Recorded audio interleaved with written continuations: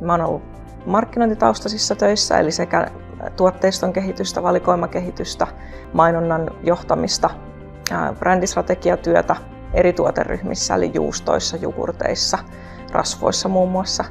Sitten mä oon ollut ulkomaan toiminnoissa, tehnyt vähän innovaatiomarkkinointia, lisenssibrändäystä, joka on vähän tuntemattomampi osa ehkä suomalaisille, että Valio lisenssoi teknologiaa maailmalle muiden meijerialan yritysten käyttöön. Sitten mulla on mahdollisuus ollut tehdä töitä eri tytäryhtiöiden kanssa, Venäjä, Ruotsi, Belgia ja USA näistä. Ja nyt sitten viimeisen vuoden ajan tällaisessa ammattikeittiö- ja palvelumaailmassa. Tehtäväkierto on kehittänyt sekä itseä, omaa osaamista ja uskon, että myös yritystä.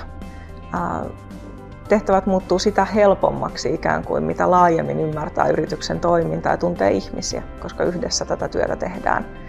Niin silloin uskon, että se on suurin anti yrityksellekin, että on työntekijöitä töissä, jotka ymmärtää monipuolisesti yrityksen tavoitteet eri näkökulmista.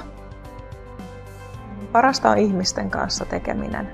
Se, että yhteistyöllä keksitään ratkaisuja haasteisiin, uusia innovaatioita, tapoja tarjota parempia ratkaisuja ihmisten tarpeisiin syödä hyvin. Valion johtamiskulttuurissa tärkeää on valmentaminen. Eli ei ole hierarkkista käskyttävää kulttuuria, että sanotaan, että tee näin, vaan valmennetaan tavoitteita kohti. Asetetaan tavoitteet ja pyritään valmentamaan ihmisiä sitä kohti. Ja siinä hyvin tärkeää on se yhdessä tekeminen, että saadaan isosta firmasta kaikki tehot irti ja toisaalta, että se toiminta on joustavaa ja nopeaa.